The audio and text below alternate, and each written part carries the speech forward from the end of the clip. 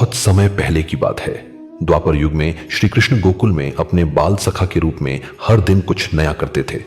वह अपने प्यारे पशु मित्रों के साथ भी समय बिताते और उनकी मदद करते। कृष्ण का हर कदम धर्म और अच्छाई की ओर प्रेरित था। एक दिन कृष्ण अपने गायों को चराने जंगल की ओर गए। जब वह एक ठंडी छांव में बैठने के लिए रुके तो उनकी नजर एक गधे पर पड़ी जो जंगल में अकेला खड़ा था। उसका शरीर बहुत कमजोर और दुर्बल था। उसकी आंखों में थकावट साफ दिखाई दे रही थी।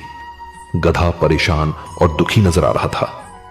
कृष्ण पास गए और गधे को सहानुभूति से देखा। फिर उन्होंने उससे पूछा, अरे मोती, तुम इतने कमजोर क्यों हो गए? तुम्हारी स्थिति क्या है?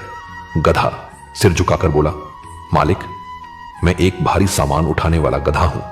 मुझे रोज भारी भारी सामान उठाकर दूर दूर तक ले जाना पड़ता है, लेकिन खाना ढंग से नहीं मिलता, बस सूखा भूसा। इसी वजह से कमजोर हो गया हूं। अब मुझ में ताकत भी नहीं बची। कृष्ण ने मोती की बातों को सुनकर गहरी सोच में डूब गए और कहा, मोती, जब तक तुम्हारे मालिक को समझ नहीं आता तब तक तुम्हें खुद अपनी देखभाल करनी होगी। जाओ, जंगल में किसी अच्छे मित्र से मदद लो जो तुम्हें ताकतवर बनने का रास्ता दिखा सके। मोती ने श्री कृष्ण के वचनों को दिल से समझा और सोचा कि अब वह खुद को बदलने के लिए कदम उठाएगा। अगले दिन वह जंगल की ओर चल पड़ा। जंगल में चलते चलते मोती की मुलाकात एक चतुर बकरी से हुई जिसका नाम था चंपा। चंपा बहुत चंचल और चालाक थी। वह अक्सर किसान के चने के खेत में जाकर हरे भरे चने के पत्ते खाती थी।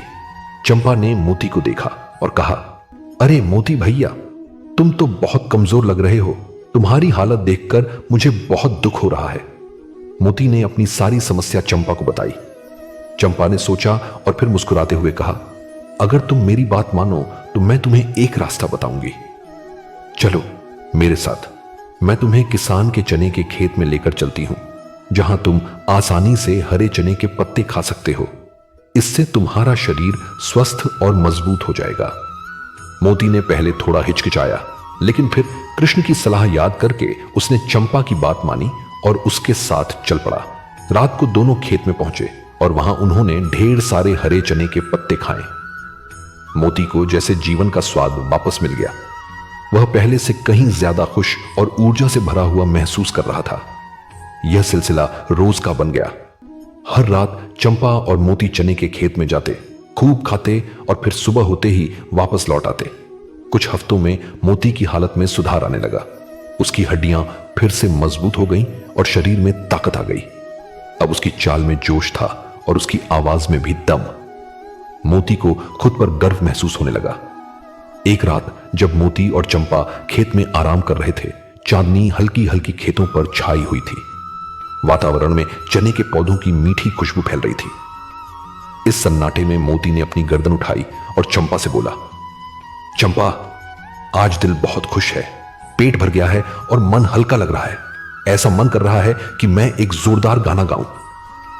चंपा ने तुरंत उसे रोका और कहा, अरे मोती भैया, ये तुम्हारा गाना सुनकर तो किसान जाग जाएगा।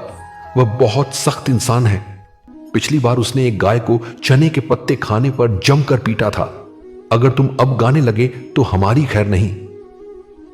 मोती ने मस्ती में कहा, अब मैं स्वस्थ हो चुका हूं, गाने का मन कर रहा है। तुम क्या जानो हमारी गायकी के बारे में। गद्दे की आवाज में भी तो एक खास बात होती है। मुझे गाने दो, मैं गाऊंगा। चंपा घबराई। अगर किसान जाग गया तो हमें बहुत बड़ी मुसीबत हो सकती है। वह हमें बख्शेगा नहीं। कृपया मेरी बात मानो, गाना मत गाओ।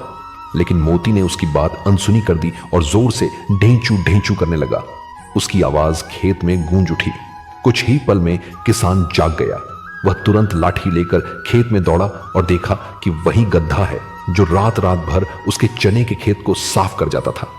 किसान गुस्से में बोला, तो तू है जो मेरी फसल खराब करता है, अब तुझे सजा देनी ही होगी। और बिना देर किए उसने मोती को बुरी तरह से पीटा। चंपा पहले ही डर के मारे भाग चुकी थी, लेकिन मोती को किसान ने इतनी बुरी तरह पीटा कि वह बुरी तरह घायल हो गया। वह लहूलुहान होकर किसी तरह जंगल में छुपा। अगले दिन मोती कृष्ण के पास गया। उसका शरीर चोटों से भरा हुआ था। कृष्ण ने मोती को देखा और कहा, मोती, जब कोई सच्चा मित्र तुम्हें सलाह दे तो उससे अनसुना नहीं करना चाहिए। चंपा की सलाह तुमने नहीं मानी और देखो इसका परिणाम क्या हुआ। मोती ने सिर झुकाकर कहा, भगवान, अब मुझे समझ आया। मैंने अपनी जिद के कारण चंपा की सलाह को अनदेखा किया और इसके कारण मुझे इतनी बुरी मार पड़ी।